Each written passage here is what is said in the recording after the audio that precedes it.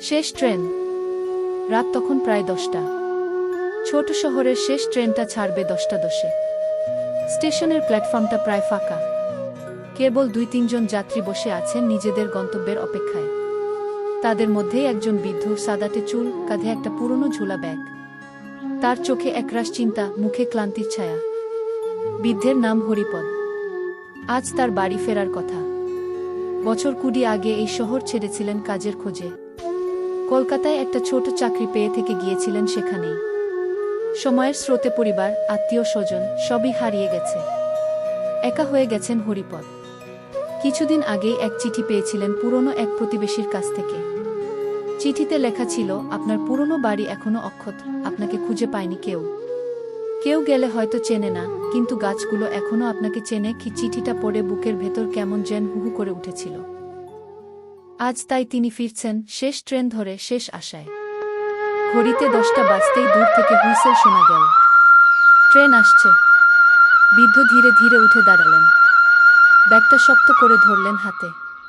পাশে বসে থাকা এক যুবক জিজ্ঞেস করল, কাকু, কোথায় যাবেন? হরিপদ হাসলেন হালকা করে। বললেন, ফিরে যাচ্ছি পুরনো ঠিকানা। জানি না কেউ চিনবে কিনা, তবুও মনটা টানছে গি।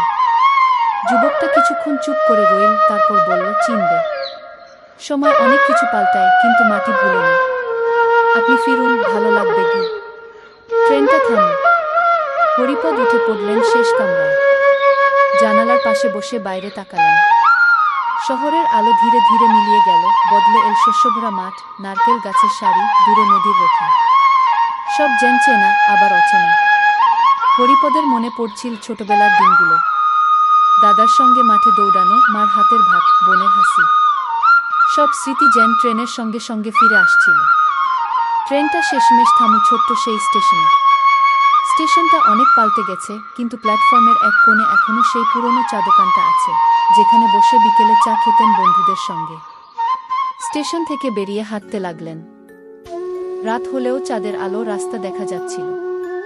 অনেক দূর হেঁটে অবশেষে পৌঁছালেন সেই বাড়ির সামনে। পুরনো হলেও এখনো দাঁড়িয়ে আছে। গেট খুলে ভেতরে ঢুকলেন। উঠানে দাঁড়িয়ে থাকা একটা আমগাছের দিকে তাকিয়ে বললেন, ফিরে এলাম রে। চিনতে পারিস? হাওয়ায় পাতাগুলো দুলে উঠল। হরিপদের মনে হলো যেন গাছটা মাথা নাড়ল। চিনেছি হরিপদ, চিনেছি গু।